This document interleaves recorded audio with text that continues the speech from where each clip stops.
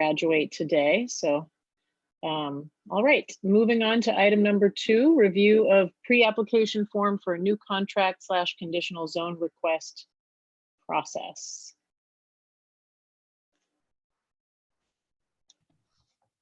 Okay. So we had talked previously about updating our process for contract zones specifically, as a lot of times, property owners or potential property owners can call with ideas for things they want to do that might not necessarily be allowed through our base kind of town zoning. And the contract zoning is generally something we like to limit for kind of unique circumstances and special situations. And when a lot of these requests come in at one time, it can kind of become a really open-ended discussion that starts eating away a lot of staff time trying to work through some things up front. So what the process is designed to do is to have a more formal process for people applying for things like this to go through, where they have more direction as to what they would need to show the town for what they're requesting. So the pre-application form is designed to be that first step. So if someone were to be interested, it's kind of formatted like our site plan review form. Someone would fill out going to the planning board.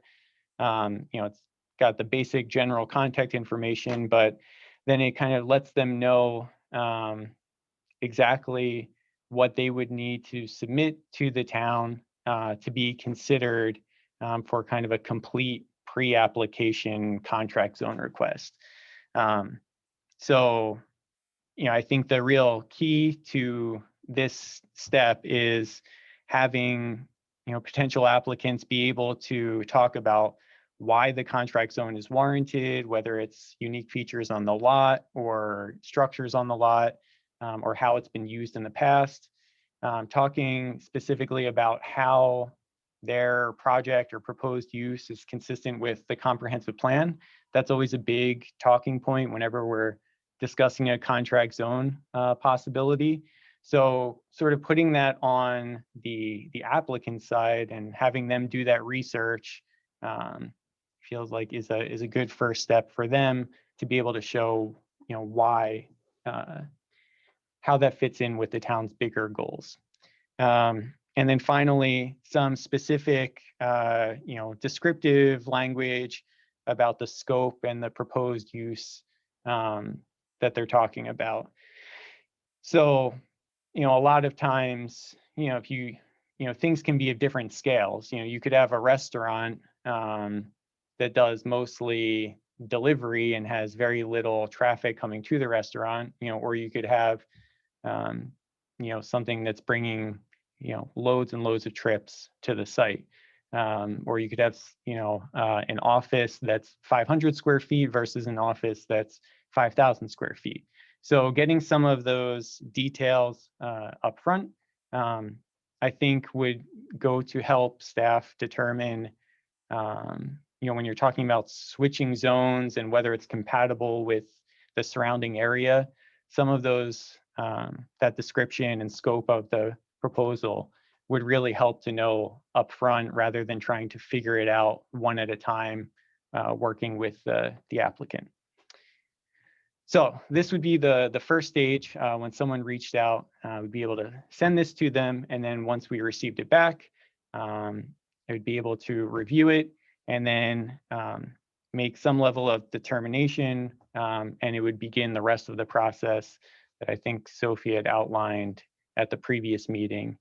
So yeah, this is really, I think, just getting an okay on whether this seems like a good approach to go with, or if there's any feedback or concerns people have. Great. Are there any questions or comments about this item? Just that it seems like a very rational process to me. I like that move.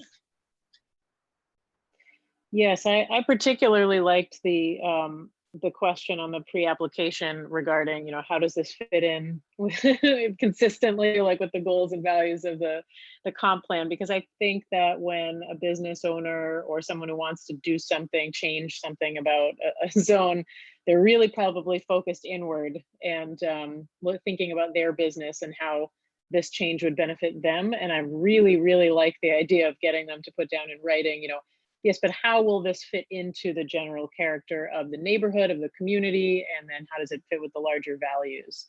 I think that's kind of a really important move. I'm glad that that's part of this application. And I imagine that this application will make your life a lot easier, Kyle. Yeah, I think so. And I mean, I think it'll be easier for everyone involved too, because it just more clearly defines what I think we're looking for going into one of these. So. And it gives them a really good opportunity to get some feedback before they need to think about spending a good chunk of money, and have that be more of the work be on their side to do that work, to then get some information and then know, am I going to move forward with spending a few $1,000s to try to do this, or is it not? Do I need to regroup? Right. Laura, did you have any comments or questions for Kyle on this item? No, I thought it was good. Sorry, the power didn't come back on in my office, so then I had to move. So, but I have been listening, and yes, no, I think it's good. I thought you were giving us a house tour, Laura. I know, same. I was like, whoops. Oh, that's nice. I thought my camera was off. Sorry. I enjoy. So I think that the next step here is that we would move this to council. I imagine a workshop, maybe, Sophie, or just right up to a full meeting. So that really depends on you. Unless you thought that counselors might have an issue, then the next step could either be consent or new business, knowing that somebody could take it off consent if they wanted to talk about it. I think it would be appropriate to put it on consent. I don't think that there's anything controversial in here. And, if somebody felt really strongly about it, they could take it off and we could talk about it, but I don't anticipate that. I agree. But... Okay, that sounds great. Thank you. Excellent. Moving along to item number 3, review of draft contract zone agreement for 163 Forest Ave.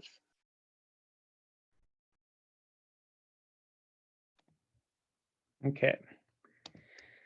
So I think a couple of months ago, we had discussed with the property owners and potential applicants for a contract zone, the idea of a contract zone at 163 Forest Ave which is currently low density residential. And the idea would be making a change to the economic development zone to allow for a medical office in the existing structure on the lot. And that was the medical office designation would be for a counseling service. So in working with the property owners there, we use the same template that most of our contract zone agreements go by. So I'd say 80% of the document is probably the same kind of language you'd see in all of the contract zones in the town. The part that usually changes is the specific standards to the project and to the lot. So really before this enters the official application stage where the applicant would go to the planning board for a public hearing and then back to the council for a public hearing, I figured we could get a kind of first glance at the actual agreement itself and see if any council members had any thoughts or issues or comments with the proposed agreement. Obviously, it's still early stages. I think I've been working with the property owners, and they're, I think, generally okay with the standards that have been put in place. And I think it the goal is to allow them to do what they're looking to do, but also put some limitations in there that would prevent the medical office from growing into something that would no longer fit in that area. So, just real quickly, running through, there's limits on the floor area that the space that would be able to be used for the medical office. This is similar to something like what we have in our Stillwater Ave overlay, where you're allowing some commercial uses, but you're putting a limit on the footprint of the use itself to kind of limit the scale. It would allow for some accessory structures and uses to be placed on the lot. And the applicant had talked about things like maybe a gazebo or some small little areas if they were to have some trails around the property that patients could use at different times. So, kind of small scale things. And then continuing to allow any uses that are currently allowed in the low density residential district, as stands to reason that those are all allowed already right now, so they could continue to be allowed. Signage would need to be comply with the sign standards that for any residential district, which allows a 24 square foot sign with an additional 2 foot square sign. So this wouldn't be utilizing the sign standards of the economic development zone, which would be much bigger. It talks about limiting lighting, specifically at the property limits, which shouldn't be an issue here, as the structure that exists there is set pretty far back and it's got kind of wooded buffers on all sides. And then, as there's already a fairly decently sized gravel driveway and parking area and garage there, it talks about using that existing space for any off-street parking needs that would be required for the space and employees. Based on the space, it's about, I think, 2,000 square feet right now.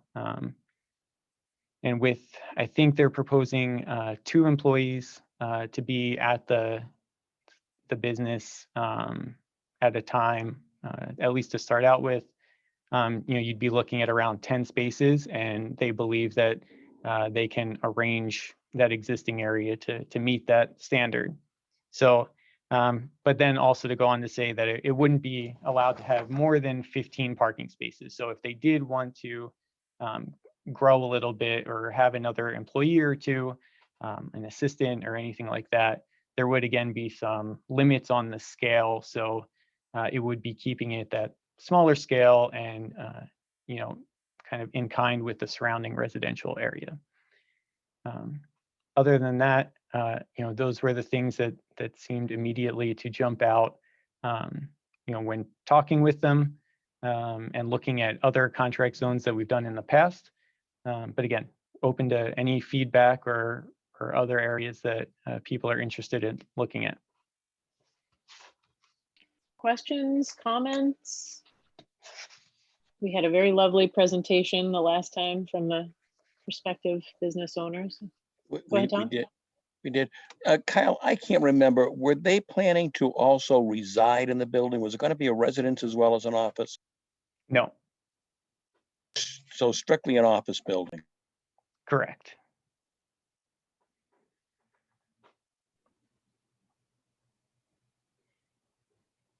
Go ahead. Yeah, how limited are we making their growth potential with you're talking about limiting the site so it doesn't get, which I get, but like based upon what they're proposing now versus like they do have some room to grow. Right. Yeah. So I tried to take that into account. I met with the property owners over at the property. I kind of got a tour of the structure and looked inside at what they were planning to do now and in the future, at least in the near future. I think they have their initial plans are to start out with the two of them as counselors.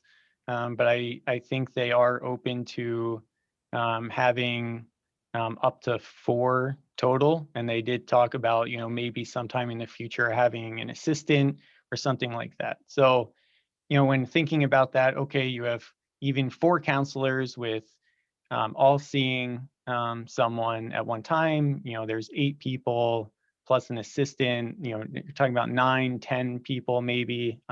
Even if you had a couple people waiting for appointments, that were also there, you're still probably not getting above that 15 parking space amount. And they have the space kind of outlined already in that structure to fit all of that future potential use. So I think there's definitely some room for at least some growth. And I think any more than what's already being considered, you'd want to have it come back for further review to see if, that was still something the council wanted to do. Thank you. Yep. Yeah, I mean, this project sounded like it would be a good fit with the neighborhood at the time that we heard about. And if I recall, I think that they talked about kind of wanting to keep it a relatively small practice because of the nature of what they're trying to do there. I Yeah, also sort did, of the whole point. yeah. Yep. I did receive some comments as well from Councillor Robertson, who disclosed that she is friends with the prospective business owners, but that she is very supportive of this moving forward. Any other comments or questions? So our next stop is legal review, is that right? And then off to the planning board? Correct. Yeah, I'd Okay. send it to the town attorney to make sure everything was in order. And then, yes, it could go to the planning board for their recommendation, just like all the other sort of land use ordinance amendments. It would be that same process. And then the planning board could make whatever recommended changes and refer it back to the council for public hearing. All right. We did suggest when we met with them that it would be wise for them to talk with their neighbors, and I hope they've done that. I have, yes, I'm not sure if they have yet, but I have relayed that information again to them, that's an easier conversation to have upfront than when the first introduction to that topic comes in the form of a postcard for a public hearing. So I think they were receptive to that and something that they were going to be doing. So Thank you, Kyle. Yep. All right, are we ready to move on?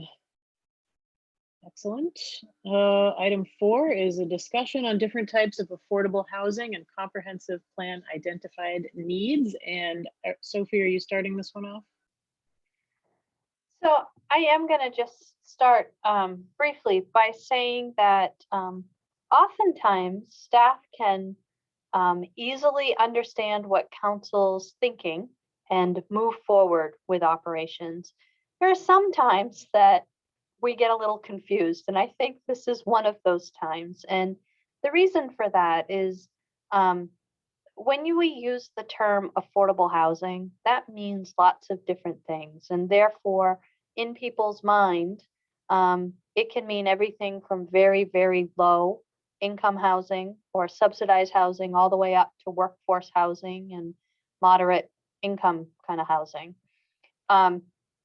So it just some feedback I've heard behind the scenes leads me to wonder if we need to kind of come together with a common expectation of what we mean when we say the council has a goal of affordable housing. And let me say right off the bat, it can be all of those things. It can be none of those things. But what I would like to do is at least start the conversation. We have a 2-part presentation for you today. Dave is going to kick us off with a discussion about kind of what lives under that umbrella. And then Kyle is going to walk us through what the comp plan says. And while the comp plan is very important, we don't have to do or limit ourselves exactly to the comp plan, but remember, we have to stay consistent with what the comp plan says. And with that, Dave, you should be able to share your screen.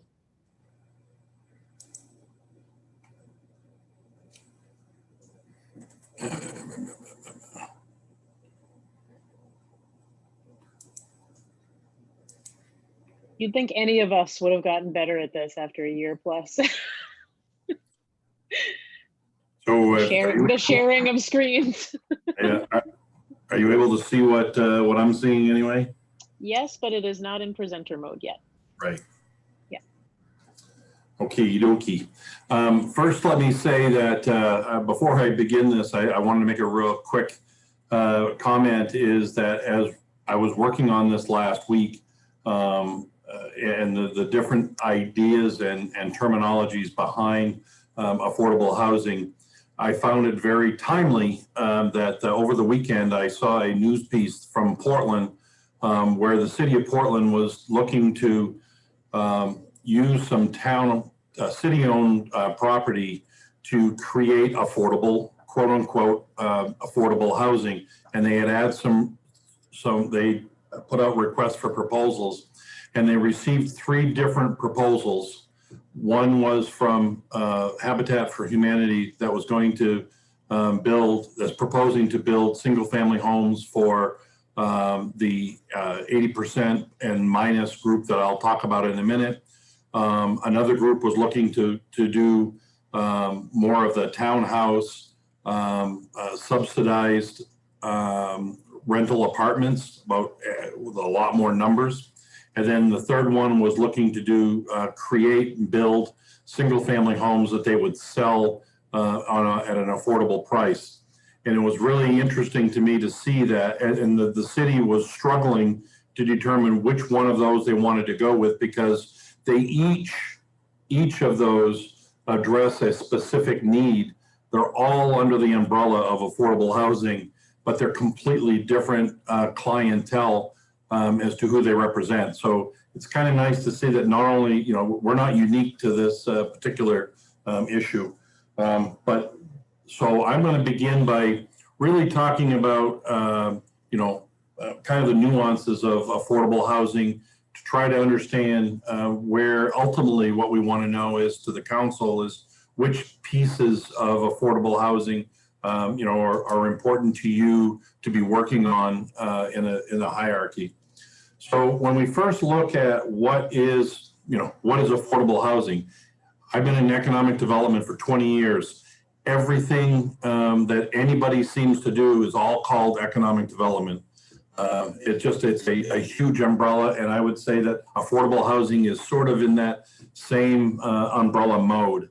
But when we when we look at affordable housing, we look, number one, we start at HUD, the Office of Housing and Urban Development, for what they're defining it for, is because they most likely are the funding sources, or many times are the funding sources for different programs dealing with affordable housing. And I need to first define area median income, or AMI. So you'll hear AMI around. That is the median income of all households in a given county or metropolitan area.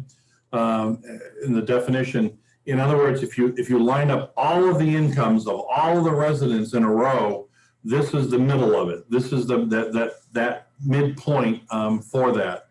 And the AMI is determined by HUD on an annual basis. So every year, usually around late February, early March, we get the numbers for the current year.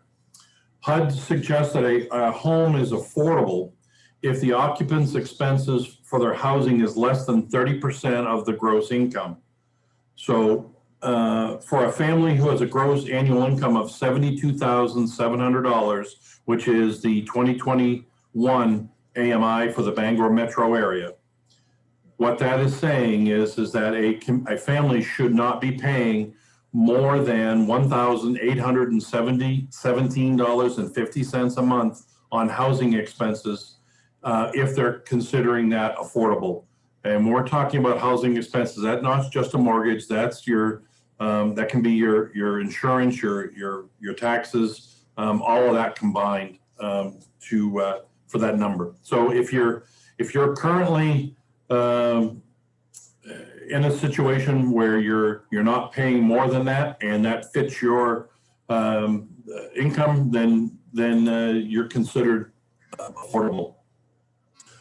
How low is low income? We often say, okay, well, when you're looking at 72,000, that doesn't sound like too low of an income to me.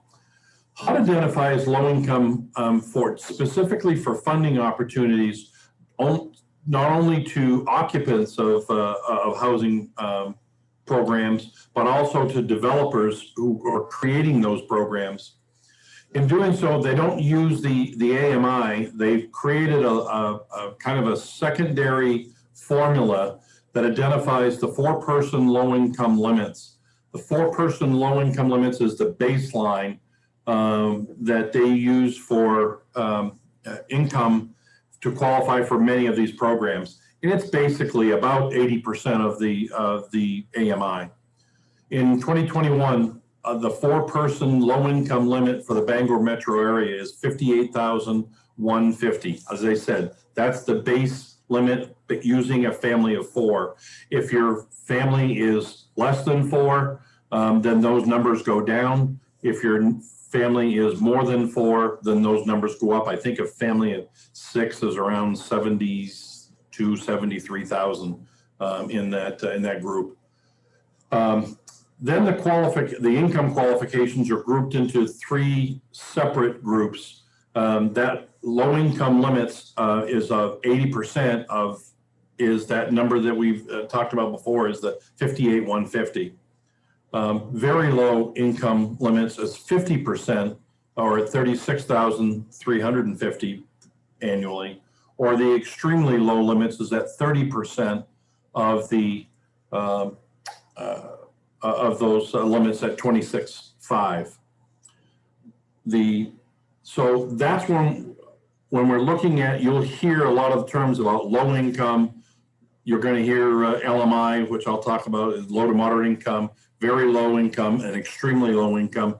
These are all different things that mean different things to different people, whether it's a developer who's trying to fund a project, or whether it's a tenant that's trying to find housing of their own. Affordable versus low income, because oftentimes these are synonymous words that are used on a regular basis. Housing opportunities, Dave, Can I interject for a minute? So do you have any data around like starting salary for a nurse or a lawyer or something to kind of frame some of this as like workforce? I think that I don't tonight. I can certainly provide that.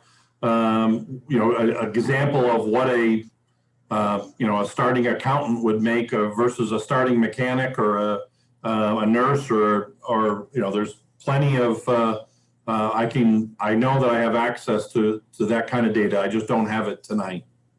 Right.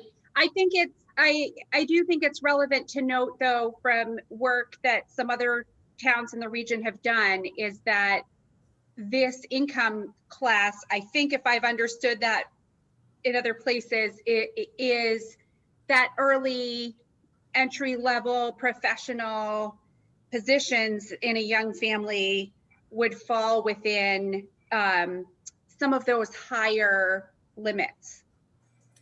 Absolutely. For example, I know that just because I've been doing a little bit of that research, and maybe this is what you're asking about, is that a young starting out professor at UMaine is probably going to be in that the 50 to sub 60 numbers. So a family of 2 or 3 who is again a young professor, they would certainly fit that 80% rule.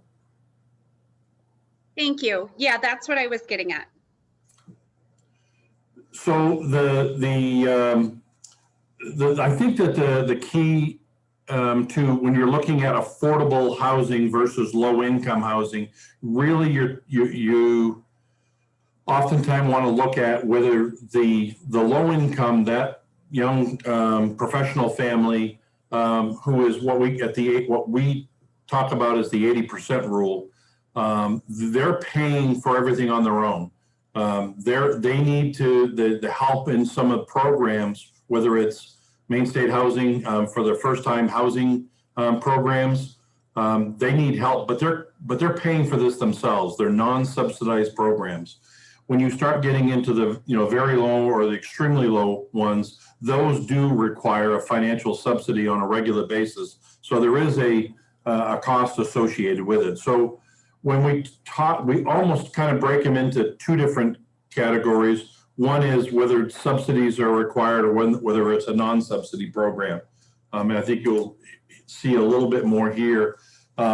Because many of the different funding programs have different goals and missions, there's many different names under the umbrella of affordable housing. Again, but you'll hear all of these listed as affordable housing.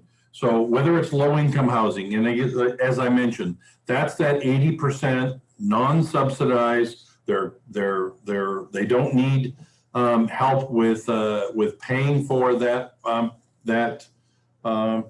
house or that apartment, but they do need help with a program that puts it in an affordable range that they can do.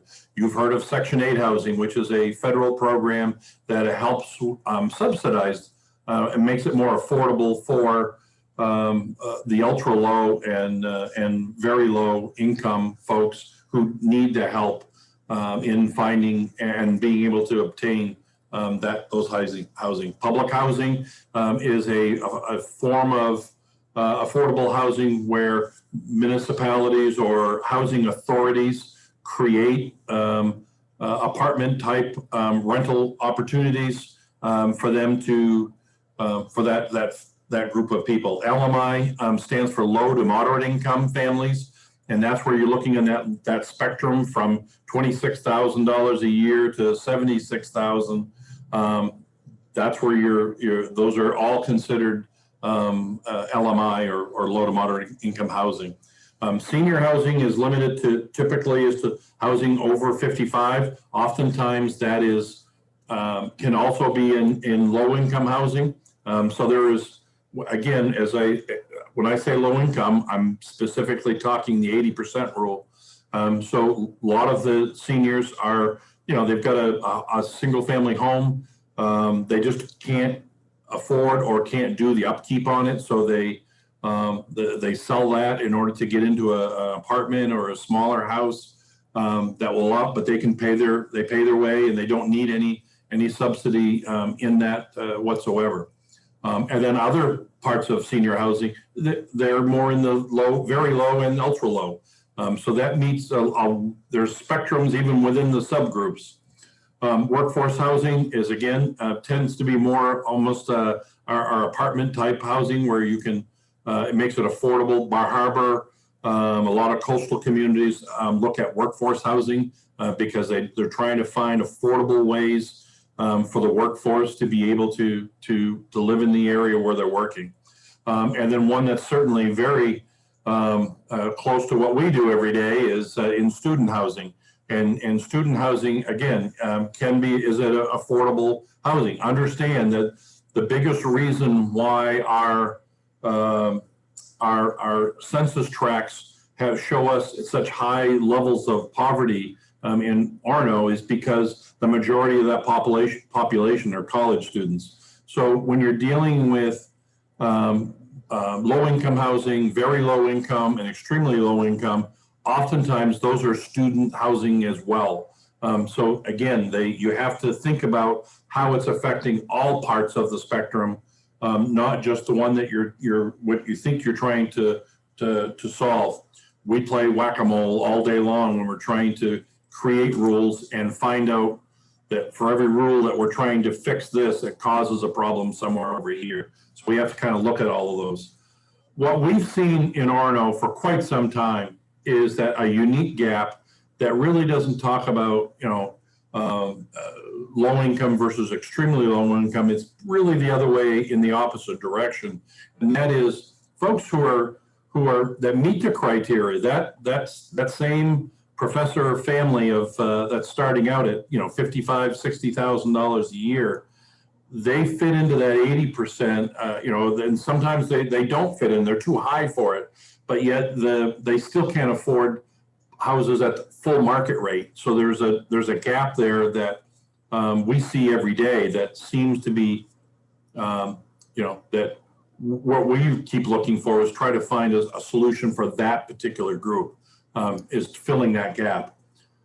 When I ask, what are the right questions that one needs to ask when you're trying to determine what's the best strategy for Orono, you have to look at what's the population that you're trying to affect, because the answer is going to be different for every one of those, and with some but not a lot of carryover from one to the other.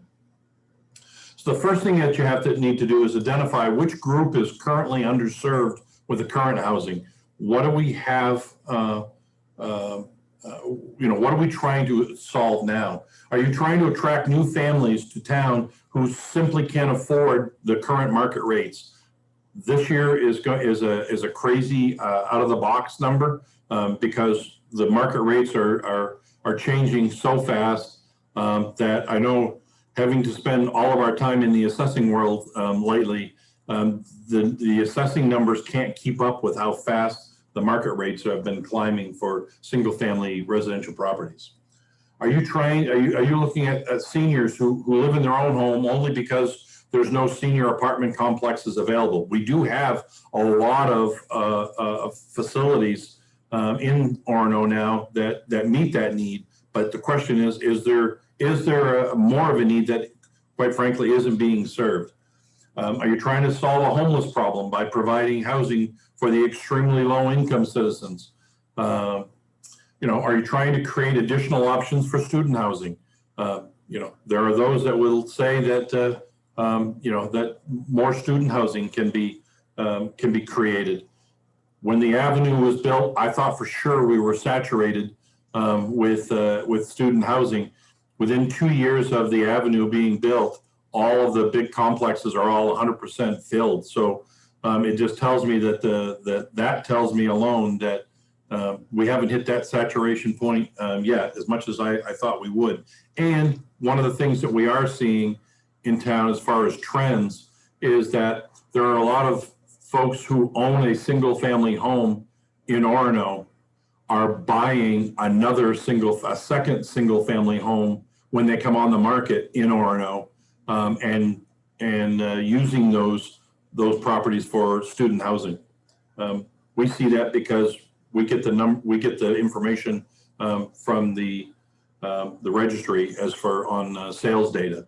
So that's telling us something as well.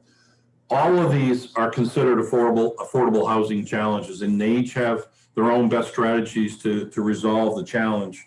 And all of these are very important issues that are discussed in the comprehensive plan, and it should be reviewed to best understand how to move forward. This is not a unique conversation. This conversation has been taking place in Orono for many years and was heavily incorporated into the comprehensive plan when that was adopted in 2015. Dave? So, yes. Ask a question? Certainly, because unless you have a question, now's the time. I was joking, I'm sorry, go right ahead. Laura, you're on mute. Oh, sorry. Can you go back to the prior slide? Oh, Kyle's going to talk about the comp plan. I just was going to ask, so maybe Kyle, this will cue you up. Those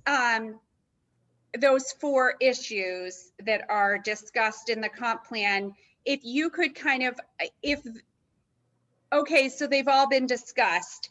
Can you now reframe since then, like what kind of remain as priority issues or what has been done to address any of them since then?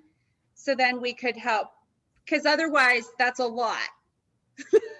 So a lot of that's the premise of my presentation. And then from there, I think it'll generate what information you still need to move forward. Thank you. So I think that, again, unless you have more questions of me, Kyle will talk about the comp plan, and I've told him I've offered to help him some of the things that that have been done before he actually got here, that were they're part of this, and how those have impacted the housing market to date. So unless anyone has any further questions of me, Madam Chair, I'm going to tag off and let my good friend Kyle take over. Thank you, Dave. So you're the kitten in this analogy, or? Of course, yeah.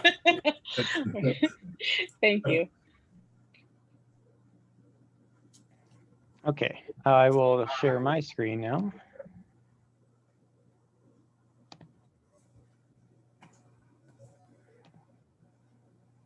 All right, can everyone see my presentation?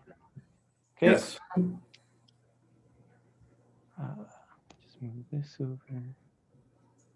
All right, so yeah, as Dave kind of segued in, so my presentation is focusing more so on the mentions of affordable housing in the comprehensive plan. So the comp plan, just as kind of to think of it how it's broken down, volume 1 is looking at basically an inventory of existing conditions. It looks at the population and demographics and all the sort of backing data the town. And volume 2 is where it talks about different recommended policies and goals moving forward. So volume 1 has a lot of statistics. So some of this is pulled from there. I pulled some passages that, although it's sort of dense to read through and look at a lot of the numbers, I thought were important to just consider, although I didn't want to make this presentation just full on going into all of the data, because that wasn't really the point. The point was more to just look at all the different areas that were mentioned, but then supplement that with some of the recommendations that were made in the comp plan to kind of back up some of the trends that were noticed in volume 1, and which ones of those have been put into action already in the town since the comp plan was adopted, and some of the results we've seen from that, although I think some of the results we won't know still for some time, so it might be hard to speak to exactly. But just to start out, I sort of arranged this in the same way the comp plan approaches it. So before getting into a lot of the talk about different types of housing and affordable housing, the comp plan talks about just income and poverty, which sort of is a fundamental aspect of all of this. And a key point, as David mentioned too, is household and family incomes in Orono are very divergent due to the presence of many households composed of students with low incomes, and to a lesser extent, single elderly households, some of whom also have low incomes. So it's just reiterating that point that when you're looking at income data in our town, it can oftentimes be skewed by that student population. So this data that's in here, that was a basis in the comp plan, isn't the most recent data, but it is what was used to make the points that are in the comp plan. So like I said, this I wasn't so much trying to get the most up-to-date data as to kind of outline what the comp plan was talking about.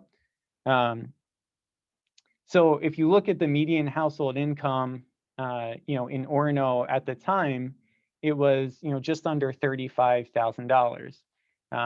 But then kind of looking at the breakdown of family versus non-family income, you see that while the median household income in Orono was less than the Bangor metro area, the median family income in Orono was pretty substantially higher than that in the Bangor metro area. So again, just pointing out that that non-family income, those non-family households, which are primarily students in the community, can play a big role in looking at our overall median income. Yes. So Clara. Kyle, if you tie that back to what Dave was talking about, can you tie that back just for like, let's say my benefit? For the family in particular, and the 80%. Laura, I think this is probably an important thing to talk about, but I kind of feel like maybe it would be useful to go through the presentation and then try to see if those questions are answered at some point, and then if not, we can circle back. Is that okay? Okay. Thanks. Yeah, I will have some more information on specifically, opportunities for family housing and family home ownership and things like that. So, I might be able to expand further on that. But yeah, I'm happy to answer any questions towards the end as well. But yeah, so if you continue to look a little further down on the slide, the section percentage of population in households below poverty line, and it's broken down into age groups. So again, you see Orono, for the most part, 3 out of 4 of those age groups, there's less households below the poverty line than the Bangor metro area. It's really just that 18 to 24-year-old population that is substantially, well above the number for the region. So just some backing data for the bullet point up top. So moving on, it's kind of a wall of text slide, which I generally hate doing, and I apologize, but it had to be done in this case. There's another section on affordability index and home ownership in the comp plan. And this affordability index it's generated by the Maine State Housing Authority, and it measures the ability of a household with a median income to purchase a median priced home in a community. So if you're at 1 or above, that's generally affordable. And if you're below 1, that's seen as not affordable. So using the 2008 data that the comp plan was using, Orono's affordability index at the time was only 0.56, which seems to indicate, okay, well, housing is not very affordable then. But again, it goes on to say, but as with all matters dealing with income in Orono, low-income student households skew the data. So if only households with householders who are 25 years old or older are considered, the index goes up to 0.79, which still below that 1, which would mark the town as affordable housing. But that number, that 0.79, was about the same as the state as a whole at the time. And in this case, I did try to take a look at some updated information with the Maine State Housing Authority. And just for reference, our 2020 affordability index kind of number was 0.75. And that 0.75 number this time was considering all households. So I think it stands to reason that you'd probably see some sort of jump in that number again if you were to single out only those people over 25, and you kind of got rid of some of the student households. So in looking through the kind of yearly index scores for Orono, which I haven't provided every year here, but I can just speak to it. That 2008 time was certainly the low point in the last 20 years or so. And the numbers lately have been more so in that 0.7 to 0.8 range. So one of the recommendations, though, for creating more affordable home ownership opportunities within the town mentioned in the comp plan was this idea of an affordable housing TIF district as an option to consider for proposed subdivisions on a case-by-case basis. It wasn't supposed to be something that was required. It was just one tool that was recommended for any new proposed subdivisions that were going to have a certain amount of affordable housing units as part of the subdivision. And what Dave was talking about before with having some examples of projects in town that had taken advantage of some things before my time here, this was one of them. So I would just pass it back over to Dave briefly so he can expand a little bit on some real life examples that went through that process. Sure, thanks, Kyle. As many of you may know, is that the Webster Point project is an affordable housing project that the town partnered with private developers on to create affordable housing opportunities. This not only cleaned up a blighted area of town that I know that Councilor Perry was very happy to see cleaned up. It was a good project. The challenge with it is that it was a very expensive project for the developer, who I have regular conversations with even today.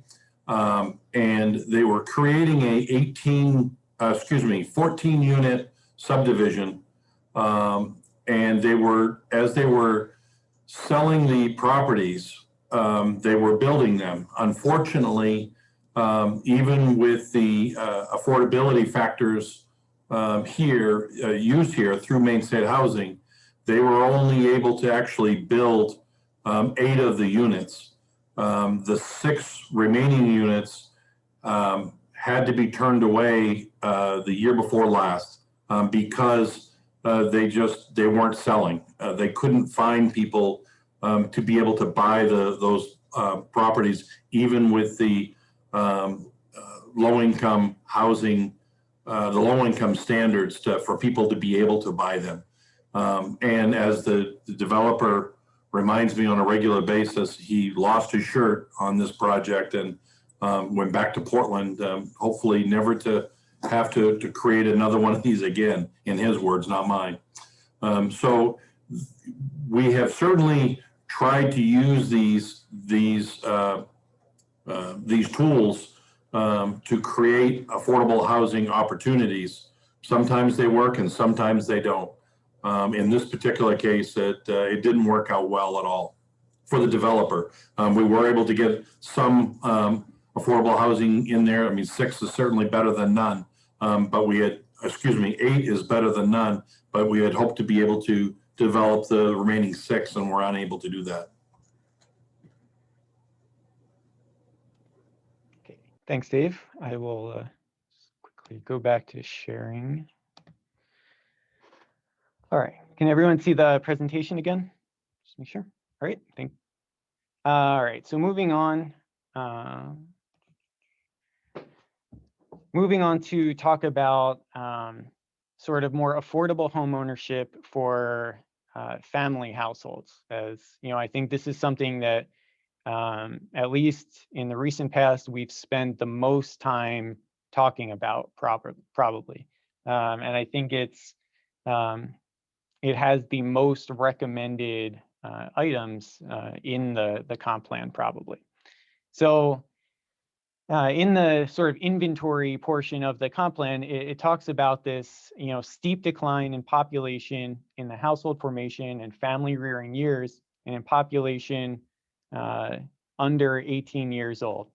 And if taken into the future, will be a demographic hollowing out of Orono that needs to be reversed if possible. So with the lack of family households and family home ownership, the comp plan wasn't just talking about providing more home ownership possibilities at affordable levels for families in Orono. It was trying to attract new families to the community as well, which I think it's an important distinction to make, is providing the correct housing opportunities for people already in the community versus creating standards and conditions to not only help people in the community, but also promote bringing new people from that group into the community. So the identified issue and opportunity here in the comp plan was assuring that in-town zoning creates the opportunity for affordable home ownership, especially for families with school-age children. So it talks about affordable home ownership. So not rentals, but specifically homes that are owned, which would generally be, single-family homes, with the potential of two-family homes where, one unit is owner-occupied and the other one might be rented. So some of the ways in which the comp plan recommended going about this are what we've been talking about the last several months with the Village Residential Overlay District and the reduction in minimum lot size in the medium density residential district. So, what I was saying before about, we've kind of yet to see what some of these strategies will do to the kind of long-term housing picture in the community. These are something that we've now gone through the process of implementing and adopting, as these are about to come, before the council for a public hearing. But we've also yet to see, kind of what impact they will actually have on creating, new affordable home ownership opportunities. Councilor Mitchell, do you have a question? I do. If I'm understanding those two recommendations correctly, they're geared towards development of new housing though, not current stock. Is that correct? They could really be used for either. So, I think the village overlay is a more extreme example and a more extreme tool that could be used for bigger scale change. So I'll use that as an example. The overlay could be used, it could be used for new housing development. It could be used with a large undeveloped piece of land, and someone could create a brand new subdivision utilizing those standards. Or it could be used, someone could divide off a piece of their larger lot, and it could be used to create a new single family home on a new lot. But it could also be used for existing homes to convert them from single family homes to two family homes. So, and that's, I think the power and the versatility of that overlay district really lies there, because, the goal here on this slide is to create more home ownership opportunities for families. So that's when you're talking about, creating new single family homes that can be owned by new families coming into the community. But the overlay also allows existing single family home owners to create second units on their property for, in a much easier way. They would be required to have much smaller lots than what they're currently allowed, or what they would currently need to have to create a two-family dwelling. And that second unit would be used as a rental. So you'd have the property owner that's currently there in the single-family home, but now you're creating the second unit that could be used as a rental for one of these other affordable housing opportunities that we're talking about. So whether it's to supply, a low-income rental, property or opportunity for a senior or a graduate student or workforce housing or whatever it is. So I do think that it's kind of although its main purpose was to create new housing stock for home ownership and families, I do think its secondary benefit is that it creates the potential for a lot of new, more affordable rental properties, on what are now currently single family properties.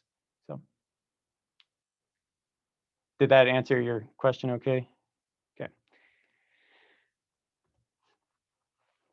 So kind of using that as a transition, So yeah, the comp plan, it talks about this, this need for bringing in families that can have more affordable home ownership.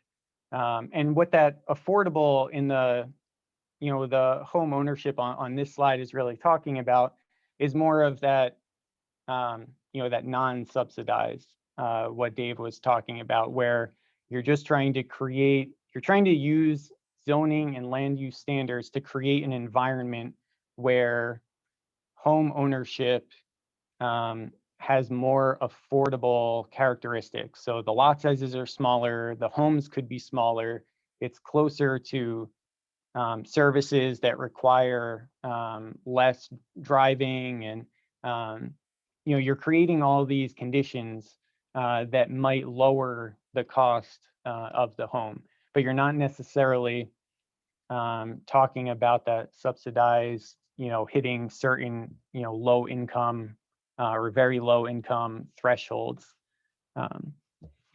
But so moving on, the comp plan then goes on to talk about low income rental housing need. So the first point, it talks about how in town there are presently 6 rental complexes with 152 federally assisted apartments, primarily for elderly households. And it goes on to say that a reasonable estimate of additional need for rentals affordable to low and very low income elderly households is around 25 to 50 units.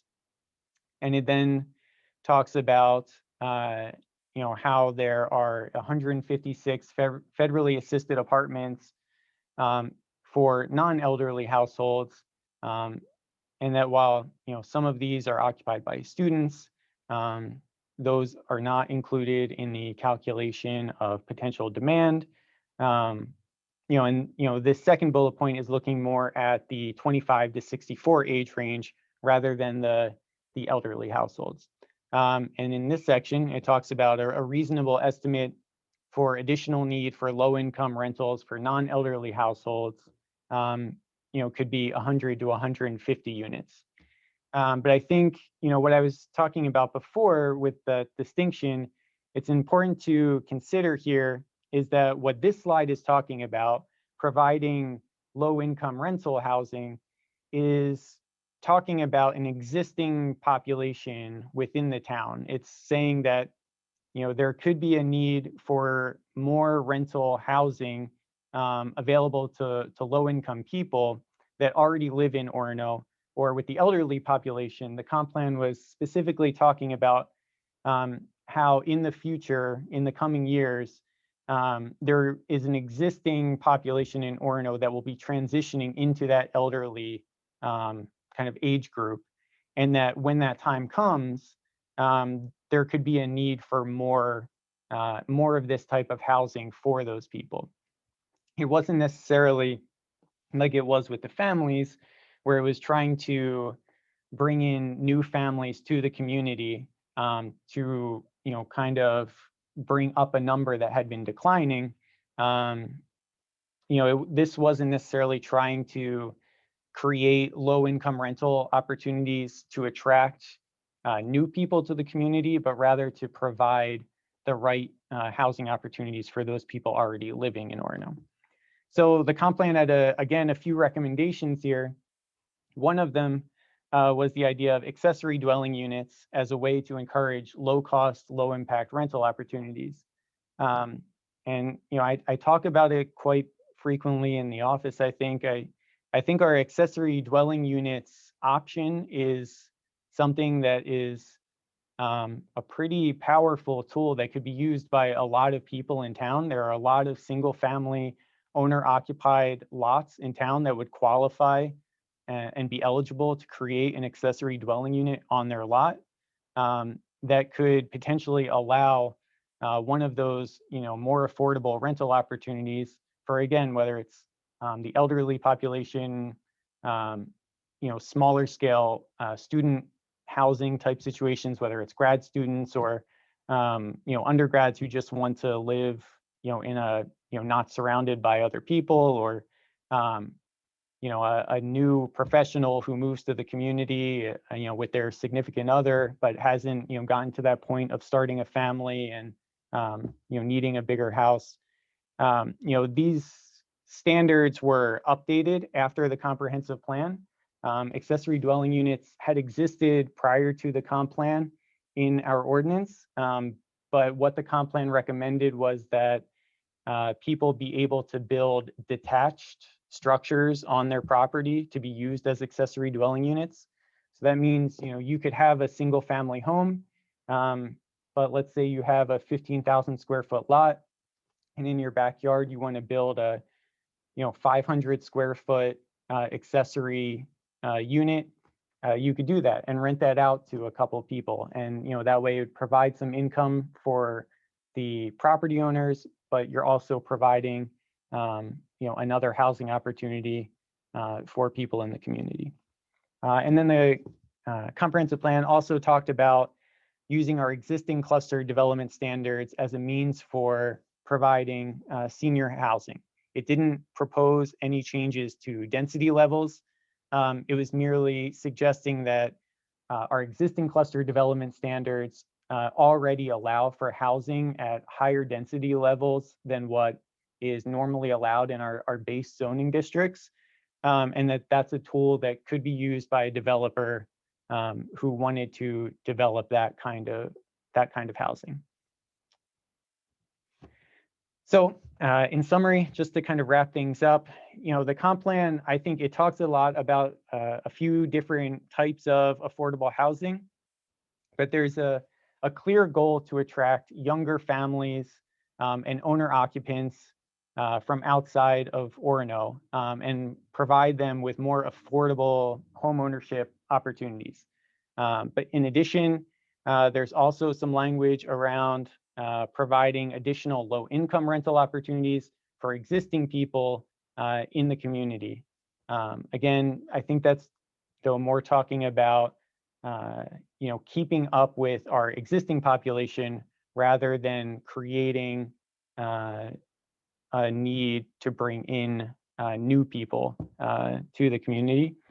And then, finally, just to, I think, summarize what Dave had started out his presentation talking about, it's not so much that we can't have conversations about all or some of these things. It's simply a matter of clarifying which ones that we're talking about when, so that we can be looking at the correct data, getting that information to you, and making sure we're considering solutions that are best for that specific issue that we're talking about.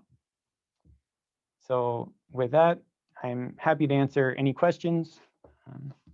Thank you, Kyle. So just to kind of frame where we should go from here, I think that what staff is being very polite about is that over the last few years, I think a lot of counselors have thrown around various terms connected to affordable housing, and we haven't really been able to narrow down or have staff narrow down an understanding of what it is that council means when it says it wants more affordable housing. So the goal, I think, of this conversation as a beginning, and then obviously we need to include more counselors since there's only 3 of us here today and Tom has to go soon, is that we would start the process of talking about what type of affordable housing are we talking about when we talk about wanting more affordable housing in town.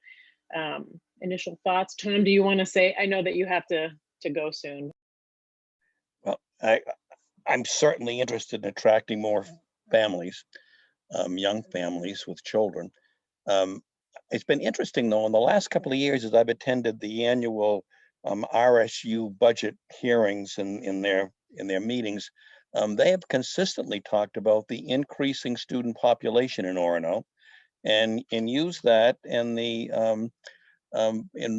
enrollment projections for the future, in part to justify the construction project that's currently going on. So although we talked about in the comprehensive plan the hollowing out of young people in Orono, I wonder if current data shows the same thing, because the school is talking about increased enrollments.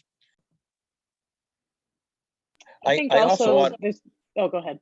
Excuse me, I also ought to mention that another counselor had specifically asked that council have an opportunity to meet with Jason Byrd, who is the housing director for Penquist, which does a lot of affordable housing.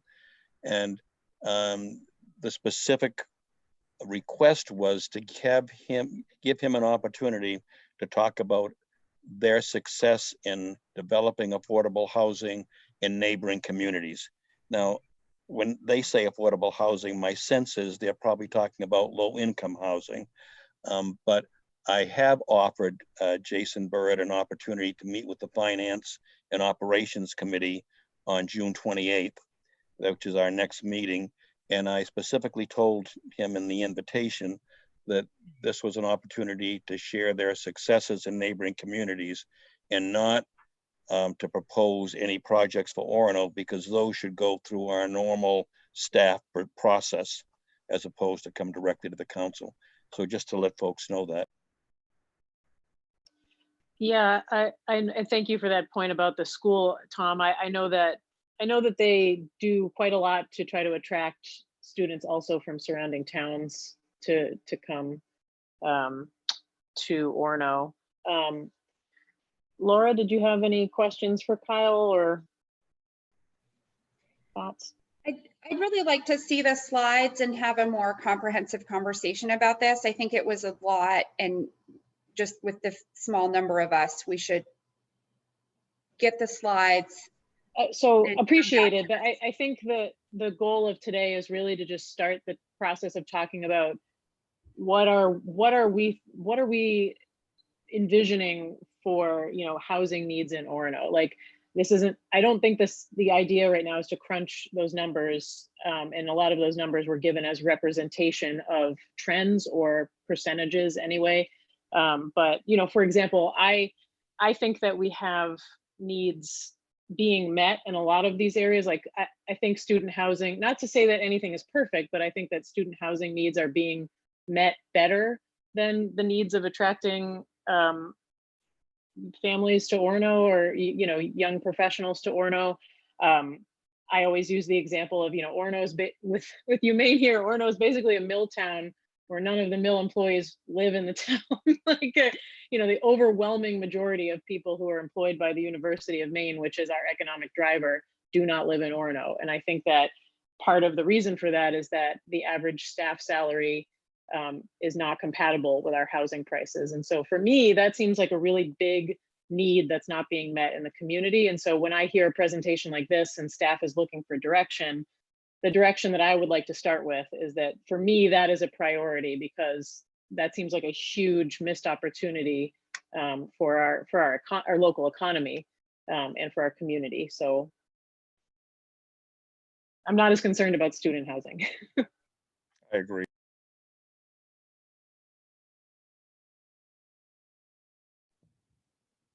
I would say that, you know, in doing a little digging with the data, yeah, I think, you know, once whatever area is narrowed down, that, you know, we want to, you know, look at that specific issue, that, yeah, we should be looking at more up-to-date data. Because I do think some of the things that are shown in the comp plan might not necessarily be the same circumstances that are currently around today. You know, and that could, you know, just because something was identified as an issue in the comp plan doesn't mean it's still an issue today, and, you know, vice versa. So yeah, I think that's why I didn't want to get too much into going into the specifics of that data, because at this point, some of it is, you know, 12 to 15 years old. So some of the questions that I would have around the slides particularly are on the recommendations that came out of the comp plan. For example, the ADUs, how many have been developed? Like, has that actually had an impact? Like, so we can understand what has worked and what hasn't worked. And I mean, I think I've been very clear about my housing priority is around families in the community. And I think there's Megan, as you said, it's that workforce that of Humane, there were staff and others that there's a huge gap there. I am very concerned not just about policy for new housing development, but the current stock of housing. And so again, that's why I was asking a question about the recommendations and how that have been implemented and how they overlay with current housing stock, and how can that be affordable family housing. So I would appreciate seeing the slides and having a chance to talk about it more, but my vision on it is pretty clear for right now. If that's what you want to, just the quick response.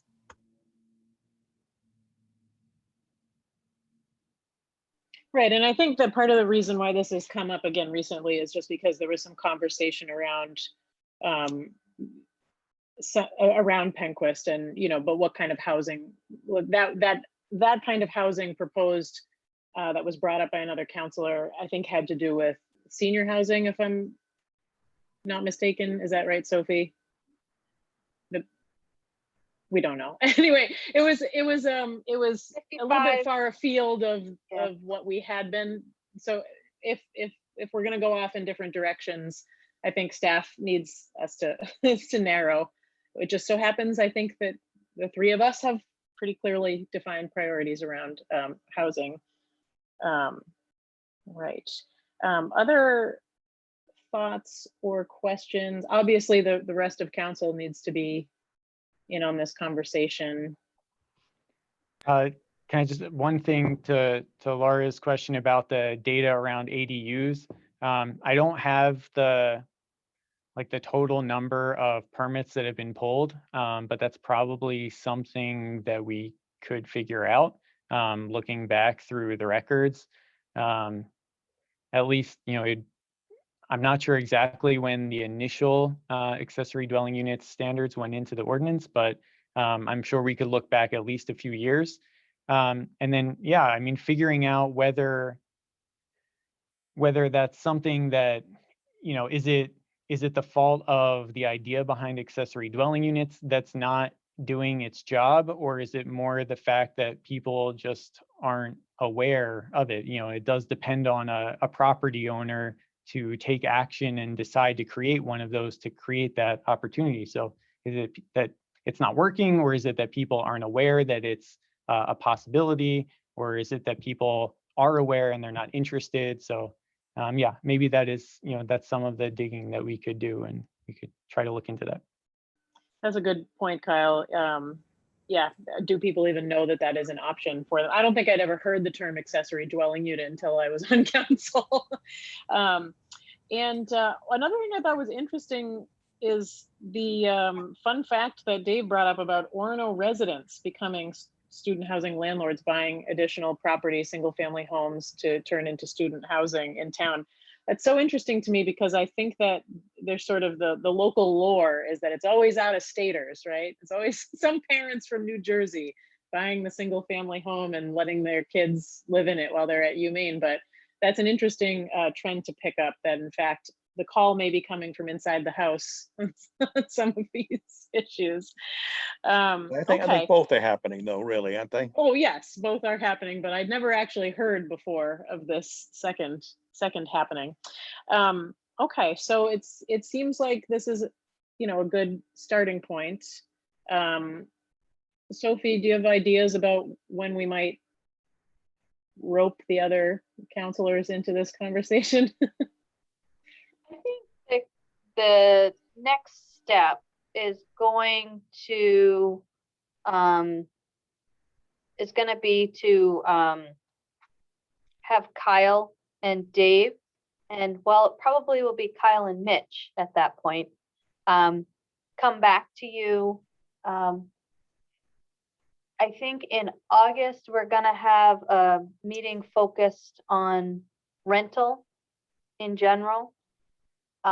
So perhaps, depending on what we come up with, we can slide this in as part of that conversation. Would that make some sense? I think that makes a lot of sense, and I hope that the counselors who couldn't attend tonight or aren't on the committee have a chance to review that presentation, and watch the footage, because I think that provided a really good starting point for the conversation.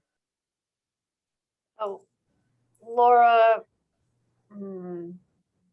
it looks like Laura came back in as a attendee, so I'm promoting somebody. Let's hope it's her. Mm. Hope I haven't messed this up. It looks to be her. Councilor Gardner, can I, while you're working on that, can I just ask a quick question? Councilor Mitchell asked for some data on salaries by profession. While Kyle was doing his presentation, I was gathering some of that data.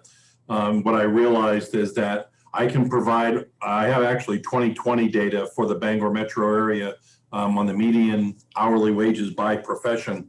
If I were to print this out, my guess is it's going to be about 400 pages. Is it okay if I just provide the town manager with a link to that data that you can look at it yourself? Would that be acceptable?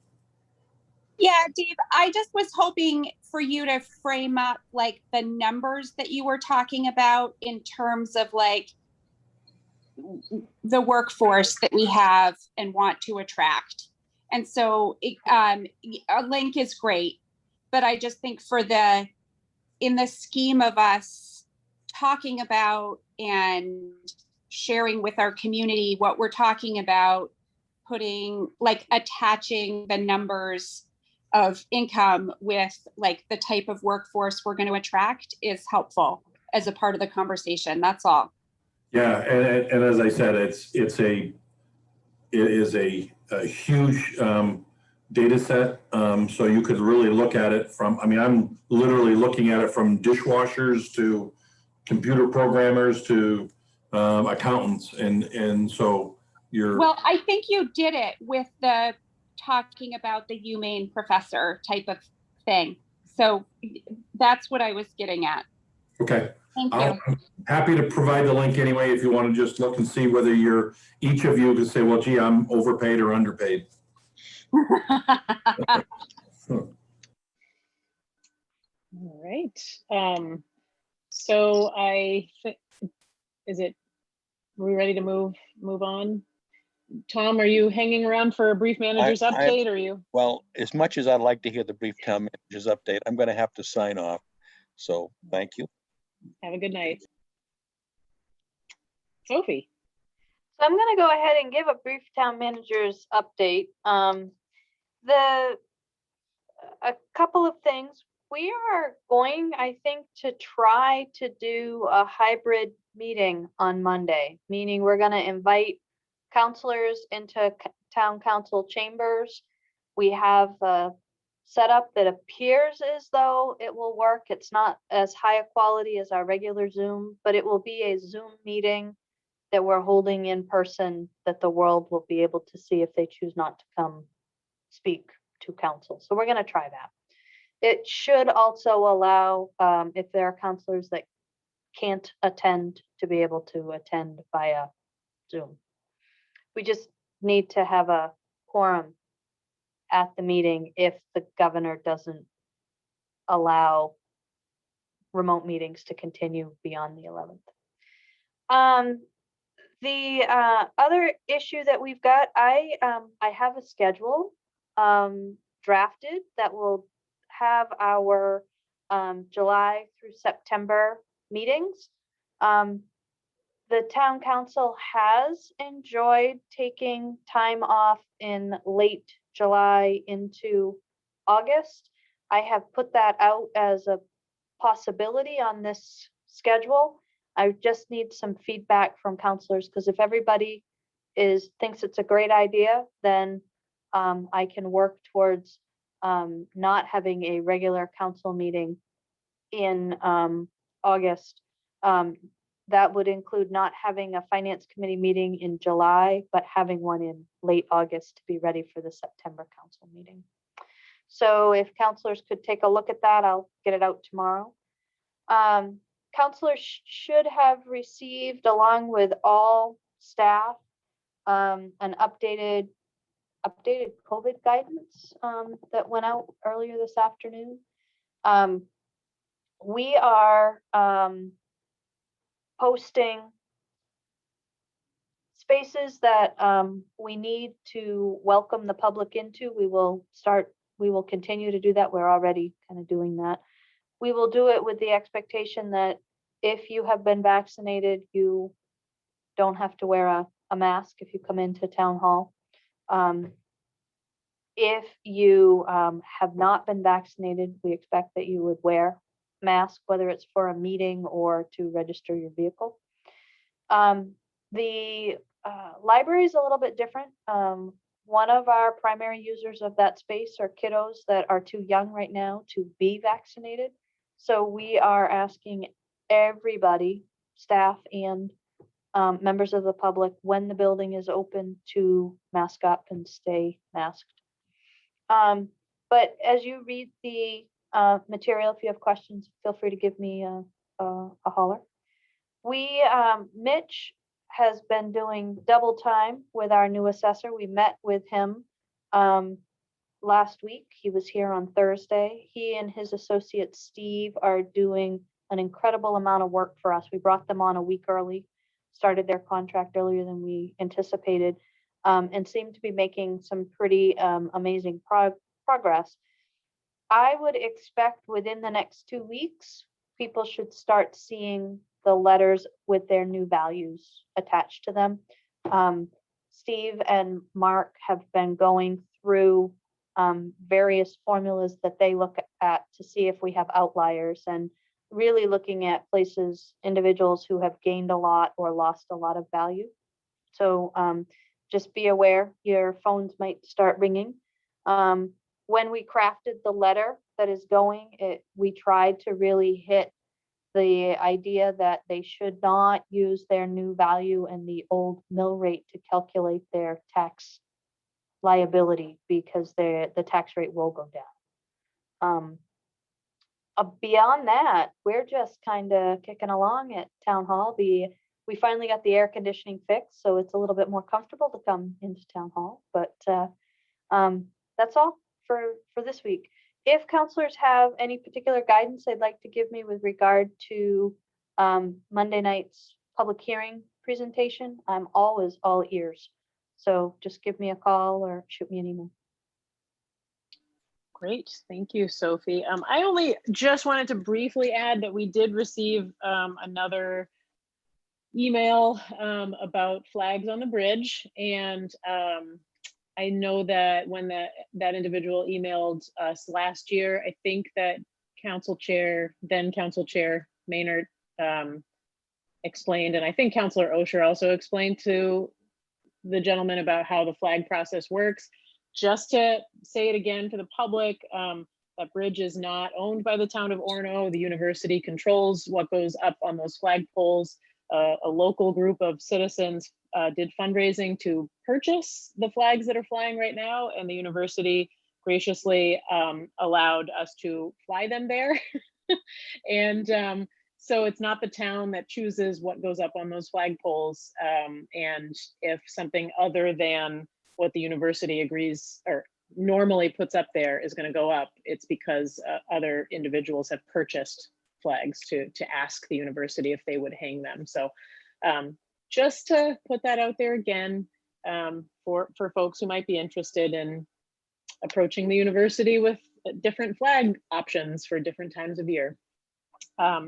So if there is nothing else, I guess we should probably all go drink some ice water and lie very, very still until this heat wave is over. Sophie, the meeting times were changed from in-person to 5 o'clock when they were switched to Zoom, correct? Yes. So well, committee meetings have been so committee meetings have been all over the map, Laura. They've been at 4:30, 5, 5:30, and sometimes at 6. Council meetings were at 7. I guess I would like to reset with the group if we're going back to 7 or if they're going to be at 5 in person. If we could have a chance for council to weigh in on that? That's council's decision wholeheartedly. Staff doesn't make that decision. So that would be No. part of the discussion when we talk about the schedule, when you guys talk about the schedule. I know, So but I'm we're giving you a meeting draft. Monday, right? Well, yeah, at this point, It's Monday at notice. public 5. hearings have already been, they were published a week and a half ago. Okay, so Monday, we're meeting at 5 in person. And at that meeting is when we're gonna be able to talk about schedule? Yeah, we can do it as a workshop at the end of the meeting. Okay, thank you. You're welcome. And also a quick thank you to all of our folks who gave us presentations tonight. I didn't get a chance to say that before they jumped off, but thank you very much. And we will see all of you and each other and everything on Monday. I'm gonna go cool off. Bye. See you. Thank you.